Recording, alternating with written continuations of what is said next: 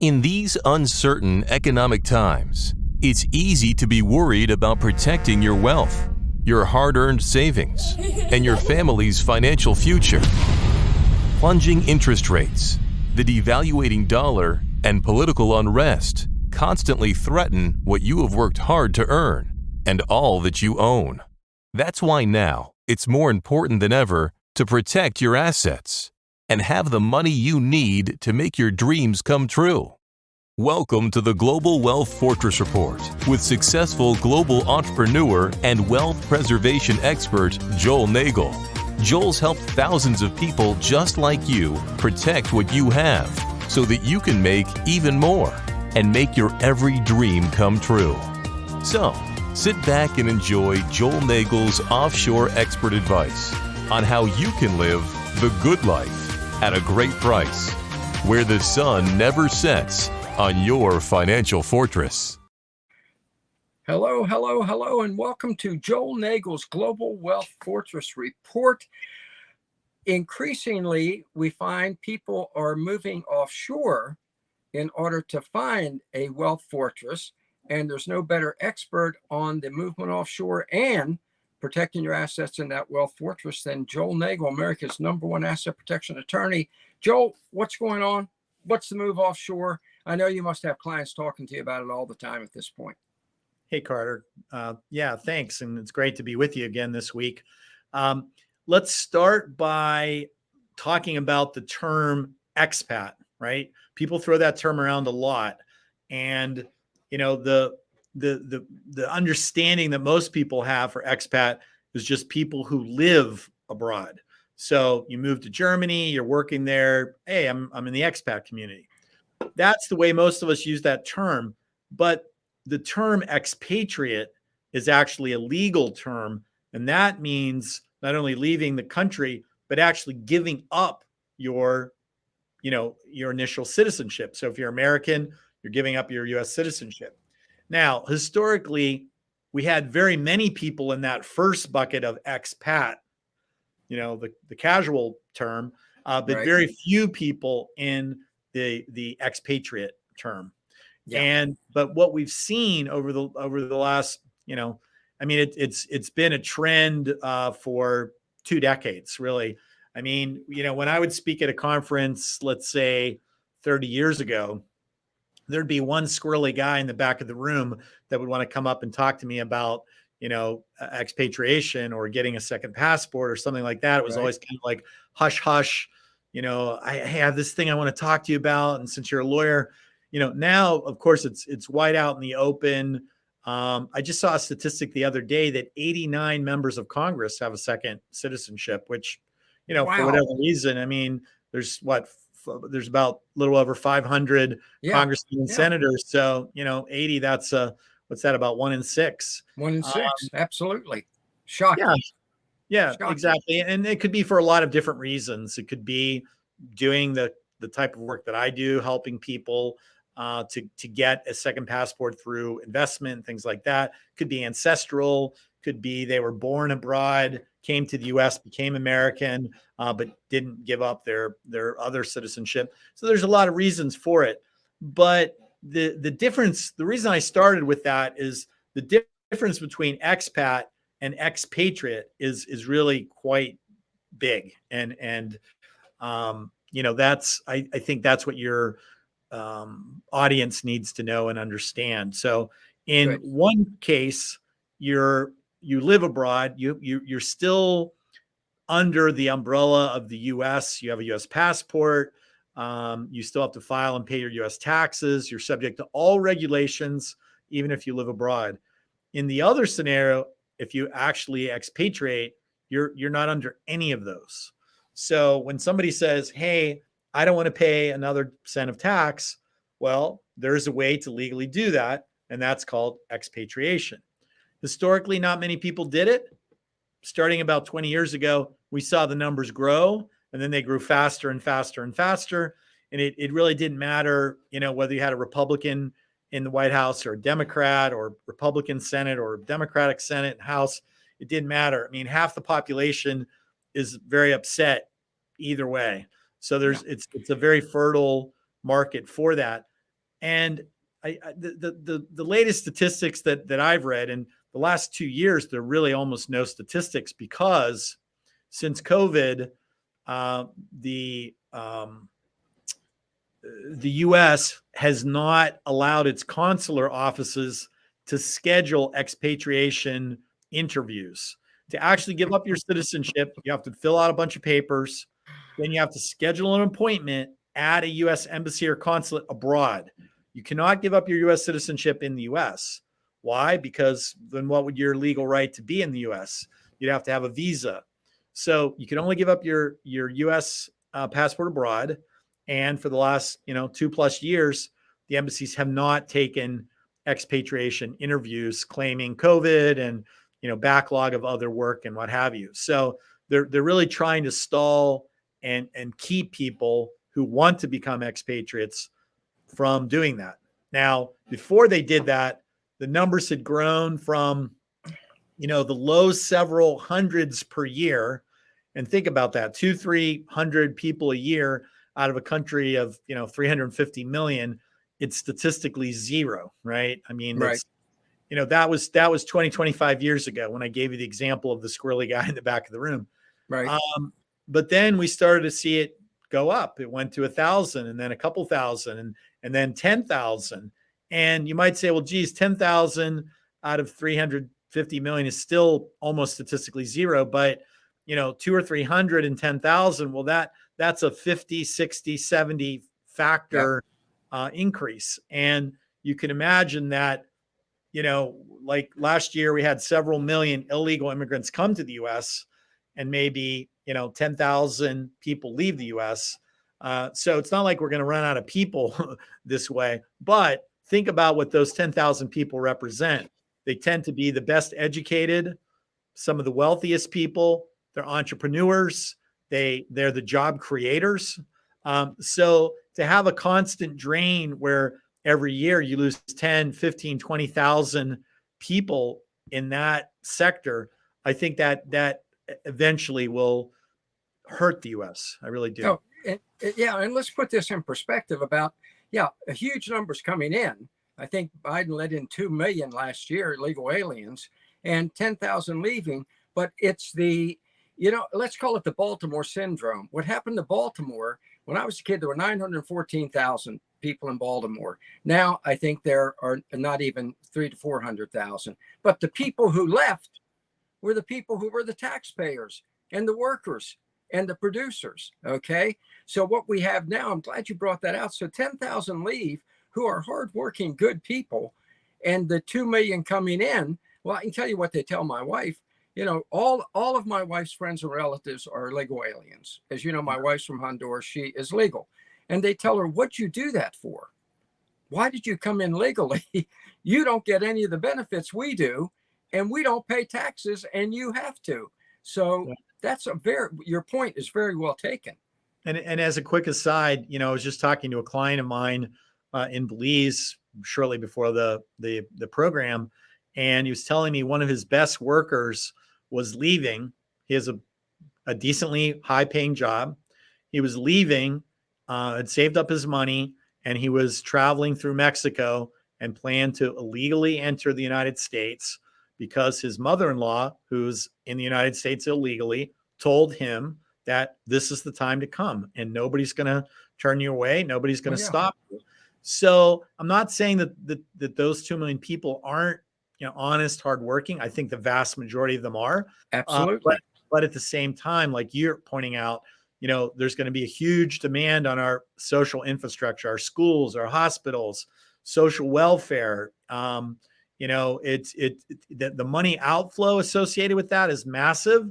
And then the outflow of the 10,000, Americans who leave, that's massive also. So, it's two countervailing trends, but they both have the same effect on the Treasury, which is less money. Less money. Now, I got to ask you, because I have a feeling that for Offshore Club members, this thought has to occur to them. Let me put it in perspective real quick. About a week or so ago, a guy who is worth $26.8 billion announced that he was moving himself and his company out of Chicago. Okay.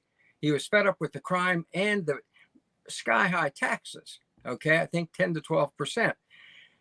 I got to ask you this. You have some very wealthy clients. If I'm a wealthy client, why do I stay in the United States and pay the 40 to 50 to 60% of my money in taxes? Why don't I just move to Honduras and get rid of the US citizenship? I don't need it. I have a business, and not pay all those taxes. Why not? Why not? Well, I think, there's a lot of answers to that, honestly, Carter. I mean, people feel that they're American. They grew up here. A lot of cases they have family, their parents, their siblings. There's always the concern that if you leave, and you're unable to get a visa to come back, then essentially you could be blocked. Congress has actually threatened to do that on numerous occasions. They've never done that. But they've threatened to do that, meaning if you give up your U.S. citizenship, you would automatically become barred from entering the United States. So I think that that does worry people. Right. But everybody has their own breaking point, and what I hear more and more is, look, I don't mind paying taxes, but I just don't like the things that my taxes are going towards and what they're going for. And again, you could make that same comment whether you come from, the right end of the political spectrum or the left end of the political spectrum. Yeah, I mean, it's everything. I mean, one of the things I hear the most, quite honestly, has nothing to do with, taxes. It's grandkids. I hear grandkids all the time. Grandkids. Oh yeah. Yeah. Yeah. Grandkids. Yeah. And I do hear that from Offshore Club members. And I don't want to sound callous, but I tell them, you go buy a beautiful home at somewhere like Grand Pacifica, which, you developed down there, you and Mike Cobb down there in Nicaragua, gorgeous residential resort community. You buy a home down there for 1/10 the price you would up here on the ocean, beautiful beach. I have a feeling your grandkids will come to visit. Yeah, that's true. And I think things like this, Zoom, these types of forums work really great, and allow people to interact even if they can't be in physical proximity. So yeah, you've got the personal issues on the one hand. Taxes is by far the overreaching item on the other side. In addition to taxes, frequently I hear about tax and regulatory complexity. I get that more and more. I mean, people are saying, look, tell me I owe 32% tax and I'll pay it. But, a lot of my clients, if you look at their tax filings, it's 400 pages, and they're constantly worried. Is this right? Am I going to get fined? Am I going to get penalized? Are my bank accounts going to get frozen? People are worried about that kind of stuff, and they really shouldn't have to. These are law-abiding people. They're doctors and lawyers, and but the bureaucracy has grown. This notion of drain the swamp, I think, applies nowhere better than the IRS. And I'm sure I put a big target on my back for saying that, but yes, you just did. True. Yeah, of course. I mean, yeah. Look, the initial tax return, the initial tax requirements when the tax returns first started were one page, and it grew to a couple pages. But you go through, if you have any money, any investments, any property, let alone start adding things like foreign assets, foreign trusts, foreign property. It's crazy how much regulatory compliance there are. And I've had people say that, look, I want to live abroad. The interesting thing is, if you become an expat and not an expatriate, and you just move abroad, of course, you're still subject to tax on your worldwide income. But the U.S. does give you a credit for taxes that are paid in another country. So there's this really ironic thing that some people don't mind paying taxes. They just don't want to pay U.S. taxes. And I had a very wealthy client sort of gleefully tell me the other day, they moved to France where they're paying 60% tax. But by paying 60% French tax, they pay 0 U.S. tax. And that's completely legal as well.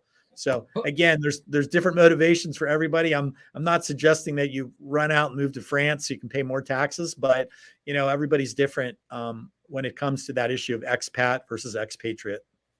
Yeah, and I think for those of your clients who are worried about the very aggressive income tax investigations. Keep in mind that Senator Pocahontas, Elizabeth Warren from Massachusetts, this almost sounds like a joke. It's out of Babylon Bee, but she has introduced a bill called the Restore the IRS Act. Restore the Now, the first thing you think is, I didn't know it needed to be restored. It looks pretty damn healthy, but she wants 35 billion more a year for the IRS to hire 10,000 new agents to come and comb your clients' tax returns. Joel. Yeah, exactly. And you know, the problem is that the only way you get promoted and advance in a career like that is to find problems. And I've had clients, you know, I've had people tell me like, hey, I've got this IRS agent and they're auditing me and they can't find anything wrong, but they're not leaving until they find something, because, you know, if they don't find something wrong and find me for something and get payment of back taxes, interest on something, you know, they're not going to go away. And I'm, you know, so it's like it's worse than blackmail. It's worse than blackmail. In the area of asset protection, you always say, you know, the key, playing the defense is the key. Playing defense is the key. And we remember that, I think it was the '83 Ravens who beat your Pittsburgh Steelers because we only allowed an average of 6 points a game on defense. I mean, come on. So I'm sorry, I just have to bring that up. I get it. How many Super Bowls has Baltimore won, by the way? What'd you say? How many Super Bowls has Baltimore won, by the way? I think Terry Bradshaw alone has won more Super Bowls than the Baltimore Ravens have won. But the if I want to protect my assets, and correct me if I'm wrong on this, if I move to somewhere like, let's say, Honduras, the average annual income per capita is $1,850. Even up to somewhere like Peru, 6,000, Paraguay, 5,000, Belize, gorgeous country where you have Grand Bayman, another residential resort that you and Mike Cobb have, gorgeous.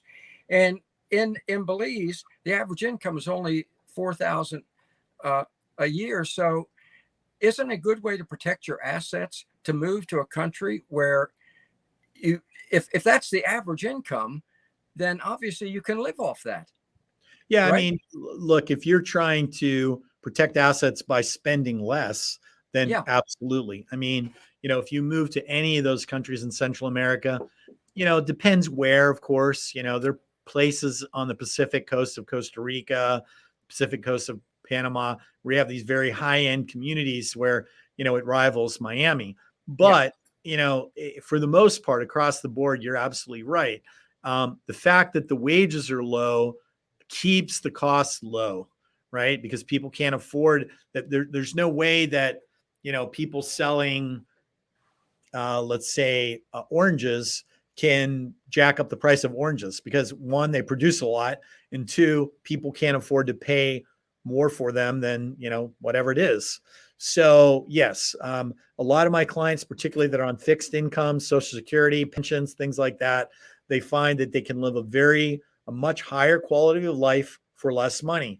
Because, you know, if you make $2,000 a month, let's say in Belize, you just said the average annual wage is $4,000 per year. So, right. You know, if you have $2,000 a month Social Security, that's $24,000. So that's 6 times the average wage.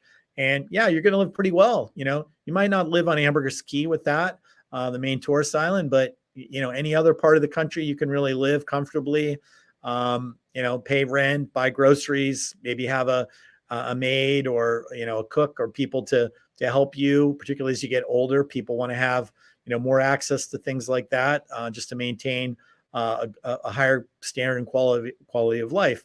That same $2,000 in South Florida, you know, you're not getting much for that. No, you're not getting much at all. And I think, you know, we've discussed this.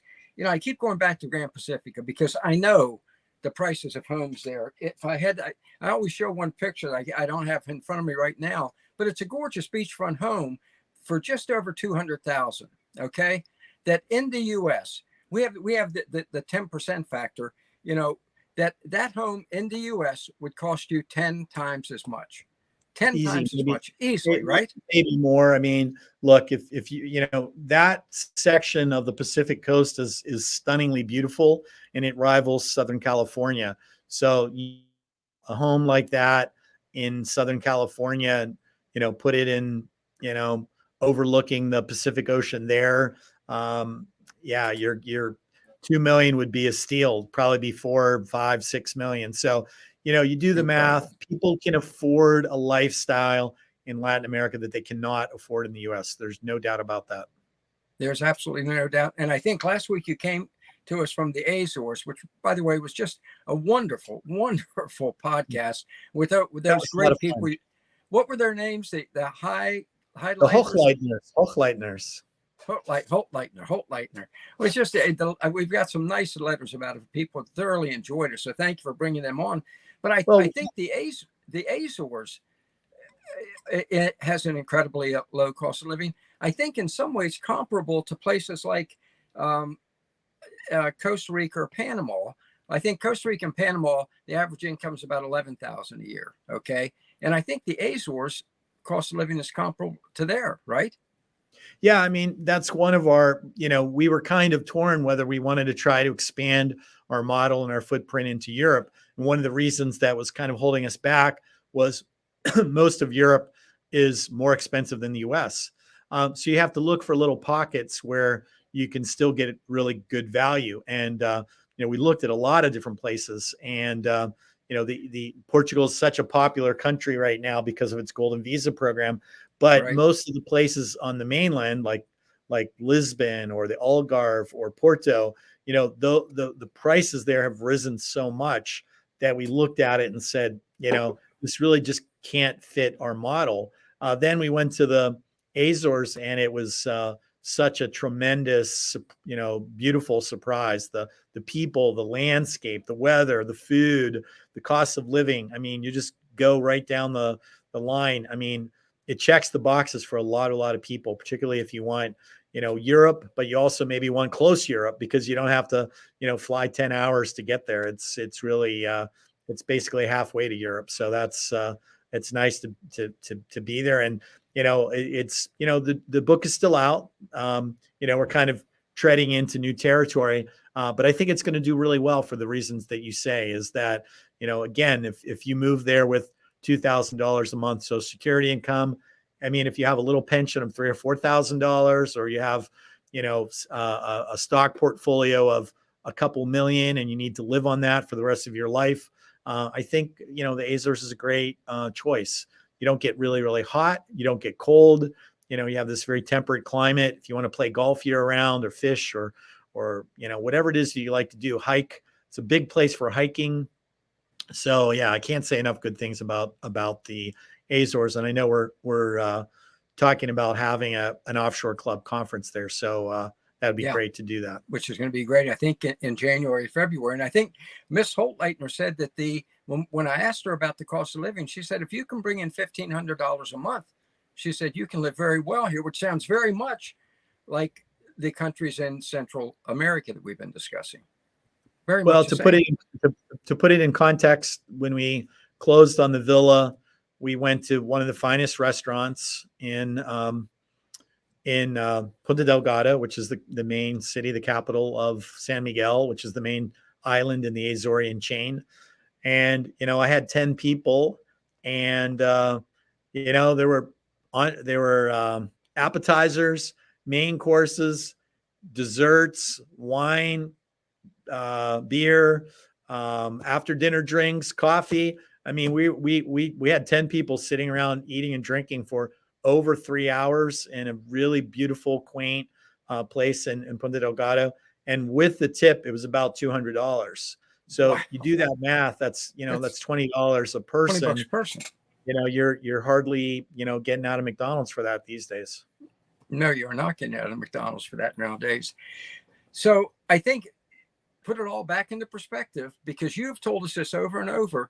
You can protect your assets by, finding ways to increase your assets or to not spend as much. And I think today we've covered very well that there are remarkable ways to not spend as much in Central, South America, and now thanks to what you're doing in the Azores. Yeah. Yeah, I think look, there's only two ways to get a better quality of life. You either have to make more money, hope your investments do better and have more money that way, which is tough in this environment, or look at ways to save money on the expense side of the ledger. And I think we've done a pretty good job of helping people really locate these pockets, because that's what they are. They're pockets, places that you can go live a high quality of life for less money.